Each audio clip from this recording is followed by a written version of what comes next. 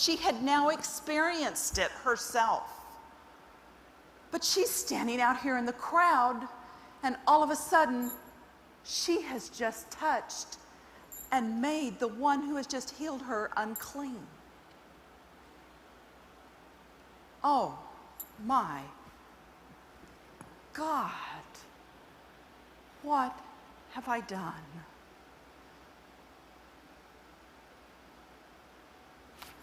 The disciples are clueless.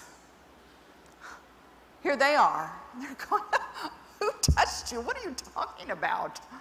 We're in a crowd of people. How can you possibly expect an answer to that? Everybody's touched you. What? See, they thought it was about them. They thought it was about knowing what was going on there. They were supposed to know. They were on the inside circle. And instead of asking the right question, of being still and saying, what is God doing here? It was going to be about them. What do you mean? How do you expect us to know that? How can you ask such a question? Come on, get with the program. You've got a ruler's daughter over here. Come on. What do you mean, who touched? No. Jesus was right there. He said, who touched me? She went. And Scripture says, her courage and her determination had turned to fear and trembling.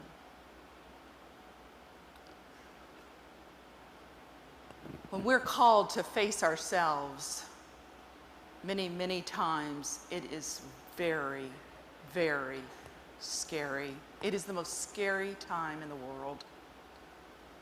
When we are standing by ourselves encountering God, and yet here we are. Ask, what will you do? See, when he wants the whole truth, we get nervous. When we are in control and we can give him part of the truth, we're comfortable. When we can let him do what we ask for him to do, we have great courage and determination. But when he starts asking the questions and asks us to tell him the whole truth, we respond in fear and trembling. Just as this woman did, she responded. She could have run. She could have said, I'm out of here. I'm going to avoid it.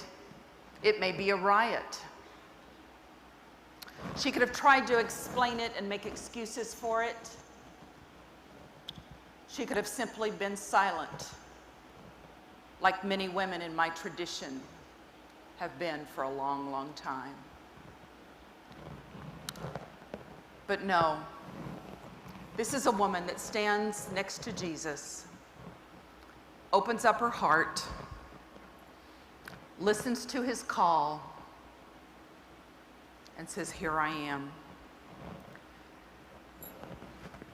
Notice how Jesus responds to her.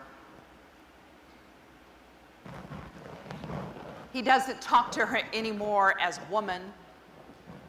He calls her daughter. Relationship at that point is established. And this is where I think one of the truths comes in and that we're going to explore in just a few minutes. But he says, daughter, your faith has made you well. Yes, he was the one that had healed her. But now he was affirming her faith, her journey, her willingness to be open, her willingness to become the authentic, integrated person that he calls us all to be. She told him the whole truth. She laid it at his feet, and his response was, daughter. Isn't that what we really want? The daughter was told to go. I think there are three relationships in this story that have powerful insights for us as we begin to think, and I think there's a sequential order to them in this Bible story that cannot go unmissed, because I think so much of the problem that we have in our culture, and particularly in our tradition, is that we've gotten them out of order.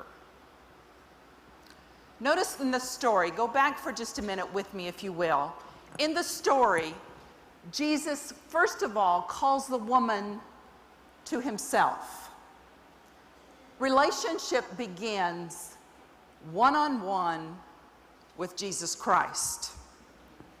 He doesn't expect us to do it alone. But someone has said that what we are in private